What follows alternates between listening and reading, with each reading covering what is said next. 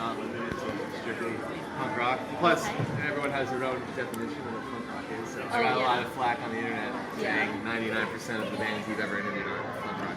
Anyway, I said, all right, I'll just call it live with you. Sure. All right, sounds good. All right, so you've been doing this. Your show started in 2002, correct? All right, and how did you get that started? Makes me feel so old. 14 years of the show. Growing up on Long Island, I was always the friendly kid with the weird music collection, and I loved introducing people to the stuff I was into. So I figured, how can I take this a step further? Well, I also hated when I would grow up and I would watch shows on MTV, mostly the interview shows. They would always ask the same kind of like 5-6 questions. How'd you get your band name? What inspired you to play guitar? And so it got boring to watch more than 1 or 2 interviews with each band. So I said I wish there was a show that interviewed the bands I liked and let anybody send questions. And there wasn't one. And so when I got to college in 2002 at American University, we had a college station, and they said not only is the station available on campus, but on the internet. So that's a cool idea. This is before YouTube or anything like that. So I said, hey, I'm going to try to go around my local area. I was in Maryland, Washington, D.C., and try to get some interviews and see if what happens. And so I went around with my little tape recorder and all the shows, and just kind of persistence. Oh, hey, I have this big college show, I would say. Can I do an interview with you? And they'd say, okay, sure. And I would air the recorded interviews. And I said, let's take this a step further. So then I started emailing managers to have bands call in live. So then I was able to do my original goal. I was able to have viewers who were listening worldwide submit questions through instant message, and I can ask them to the bands that were on the phone. That have led to people coming in the studio. Even back on the East Coast, I had like Vanilla Ice was on my show. Oh my gosh, wow, that's cool. Yeah, really random. And this artist named Andrew WK and All Time Low, a big band now. They were local back then, so they came over. So, it started in college, and then once I moved over to California, I was able to have bands come on every week because they're just more accessible there. Yeah, so many on there. Awesome. All right, so you say you have people call in or like tweet questions in? Yeah, now we do, every year there's like a new technology. So at this point on my show, we're doing Facebook Live. Oh, cool. Through a network called XSN, which is where I do my show now in Hollywood. We also do it through the YouTube stream or tweet.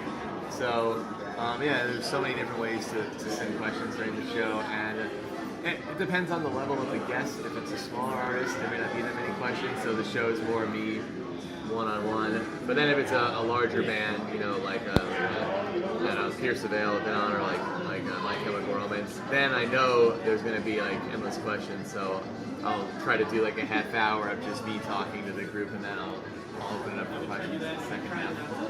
Well, what's the weirdest or most interesting or unique questions people have come up with for different artists? They're mostly dirty questions. I don't know if I can repeat them, but they just want, a lot of times people want to know what do you like to eat, because I'm going to come see you play in this city, can I bring you something? So they want to know, like, can I bake you a cake, or do you have food allergies, or are you a vegetarian, are you a vegan? So it's mostly food requests, and a lot of the bands are excited and grateful to have free food. So. That's awesome. I would have never guessed that. That's always a weird one, or a lot of marriage proposals, things like that.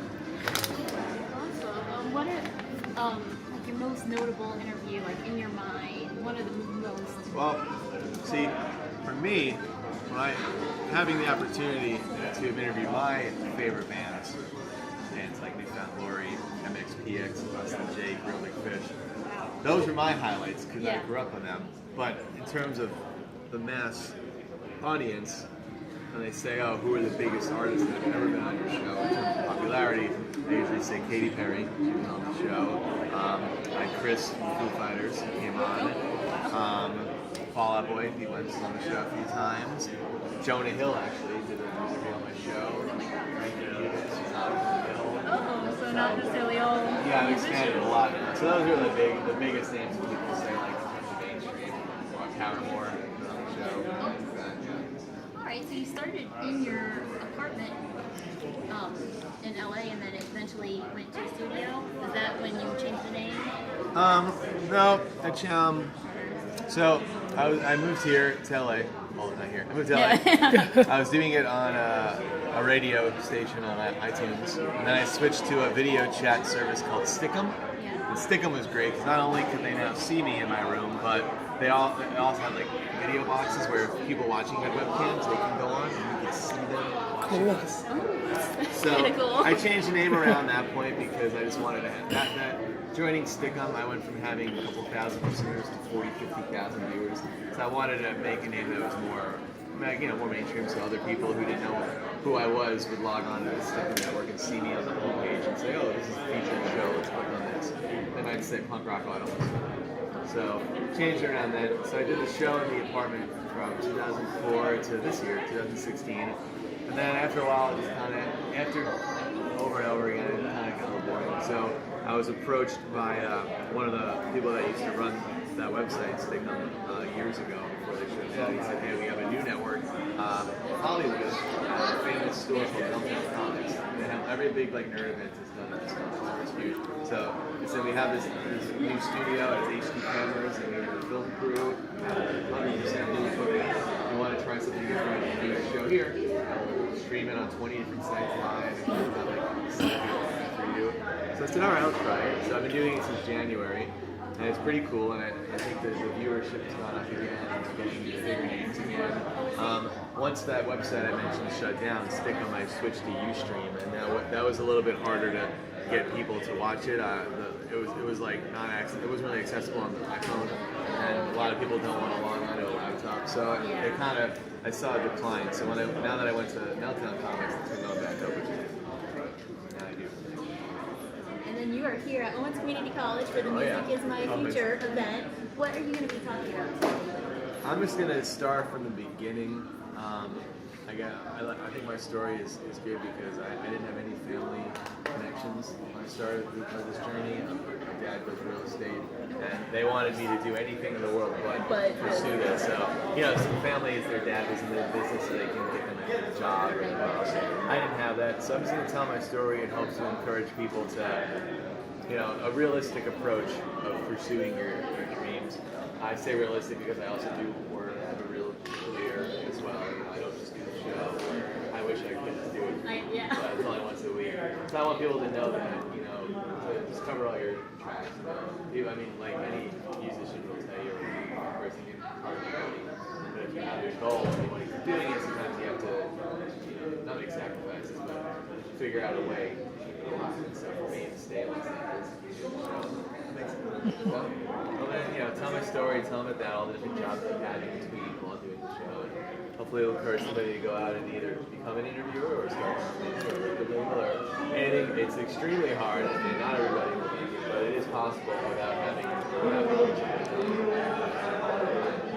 or just being Exactly. Well, I look forward to hearing thank you. That. Let's see here. Do you have any advice for anyone getting into this business? Or into broadcasting or radio? I think you need to be. Part of interviewing is being personable and approachable, and I think you just really have to have a good personality. Early on when I was doing this, I would every year I go to Warped Tour, and everyone. It's not really that hard to get a press pass there to do interviews. Really? They want to help out high school people and college kids. So I noticed early on that a lot of the interviewers, they were maybe shy because they love the band, so they didn't really introduce themselves like you did to me or say anything at all. They just say, "Okay, here are my questions," and they would just recite them. Okay, bye. They didn't really leave any kind of personal impression, so that if the band comes to town again and they want to interview them again, they might say, "I don't remember who that is. I don't know if I have time." Whereas like for me, I like to get to know the person and outgoing and just get to know them on a real level. So it helps that they enjoy the interview, they have fun, and then next time around maybe they'll want to do something new. Show that personality off. That's really All right. Well, thank you so much for talking with me. Good luck. Thank you so much. Thank you. All right. All right.